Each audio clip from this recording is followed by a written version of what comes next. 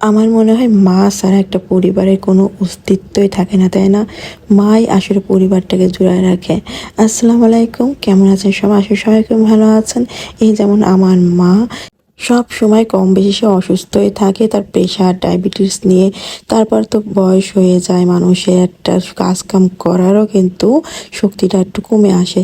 তারপরও এই যে আমার মা প্রতিদিন সকালে উঠে নাস্তা বানাবে, নাস্তা বানায় সবার মুখের সামনে আগায় দেবে। আসলে মা হয় এরকম। তারপরও আমাদের অনেক খারাপ লাগে যে না, কেন মা তুমি এত সকালে উঠে নাস্তা বানাও, মানে তুমি কি দরকার? এই যে সে নাস্তা বানাবে ভোরবেলা উঠে, আবার সে কি করবে, গোটা বাছা করতে বসে পড়ে দুপুরের জন্য। আসলে তার মানে এই কাজগুলো এত নিষেধ করি যে রোজ রোজ গোটা বাছা করবা না, বা রোজ রোজ রান্না করার দরকার নেই তোমার, কিন্তু কে শোনে, মানে তাকেই করতে হবে, এমন একটা অবস্থা। তো যাই হোক, এত সুন্দর একটা ভাজি করছে, মানে একদম দেখেই জিভে পানি এসে যাচ্ছে। আর আমার তো এখানে এসে একদম আরাম শুরু হয়ে গেছে শরীরে। মানে আমি 10টাও বেজে যায়, 10:30টাও বেজে যায়, মা আমাকে শুধু ডাকে, কিন্তু আমার কান খোলা থাকে। কেন? আমার পুজোতে সকাল সকাল উঠে পড়ে। তোমার মায়ের তো আইটেমের শেষ নেই। মা জানে আমি একটু এটা দিয়ে গরম রুটি খেতে ভীষণ ভালো লাগে, আর যদি দেওয়া হয় একটু লেবুর রস, ব্যাস খুব মজা লাগে রুটিতে। তো মা আসলে মাই জানে আমার মনের কথা। তো জুম্মার দিন যেহেতু বাবু এই যে নামাজ পড়তে দেখছে ওর নানাকে, তো তাকেও এখন পাঞ্জাবি পায়জামা পরাতে হবে, সেও নামাজ পড়বে। তো আমি বলছি বাবা উঠো উঠো, সে উঠবেই না, সে আল্লাহু আকবার দিছে, ব্যাস ভাই বসে আছে। ছোট মানুষ তো, এটাই তো অনেক বড়, এই শিক্ষাটাই অনেক বড় শিক্ষা, তাই না? যে সামনে যে আসলে আল্লাহর প্রতি ওর কতটা ভালোবাসা হতে পারে।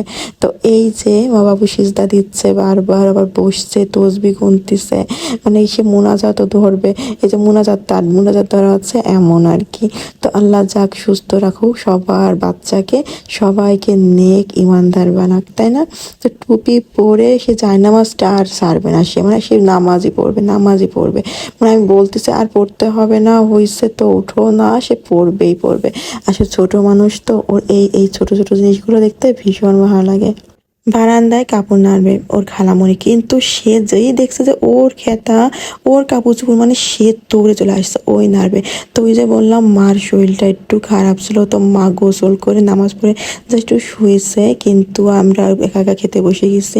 মাকে আর ডাকি নাই, কারণ তার শরীরটা হয় না অনেক সময় ডায়াবেটিস দিয়ে শরীর রান্না বান্না করার পরে অনেক ক্লান্ত লাগে, অনেক খারাপ লাগে। তো ও মার আজকে তাই হয়েছিল, আর প্রেশারে তার খুব সমস্যা করতেছে, শুধু মাথা ঘুরতেছে। তো আমি এদিকে আমার ভাই মেয়েটা ওকে নিয়ে খেতে বসে পড়ছি।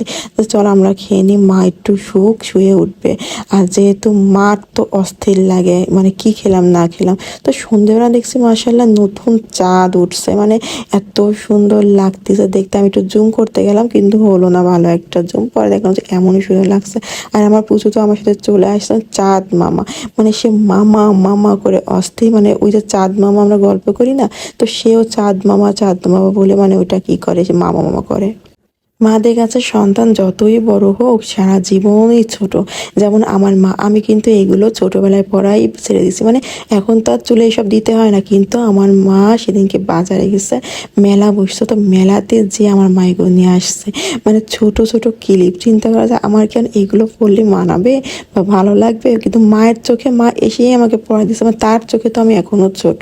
তো আমার জন্য ম্যাচিং করে করে সে নিয়ে আসছে, তোর এই ড্রেসের সাথে এই কালার, ওই ড্রেসের সাথে ওই কালার। মানে কি আজব না, মার কাছে বাচ্চারা জীবনই ছোট থাকে।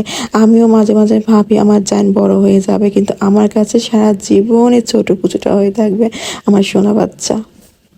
সন্ধ্যার দিকে না ভীষণ ঝালমুড়ি খেতে ইচ্ছা করতেছিল, মানে মনে হচ্ছে ঝাল দিয়ে, মানে একটু মচমচা করে, হয় না একদম জিভে পানি আসার মতন একটু মুড়ি মাখানো খেতে। পরে হচ্ছে এগুলো সব মা গুছাইলো। ওই যে বললাম না আমার মা, মানে সে একটু থাকতে চায় না রেস্টে, মানে সে বলে যে আমি না উঠলে সারাদিন কাজ কাম পড়ে থাকবে, সারাদিন এটা ওটা পড়ে থাকবে, মানে তার কথা হচ্ছে এরকম।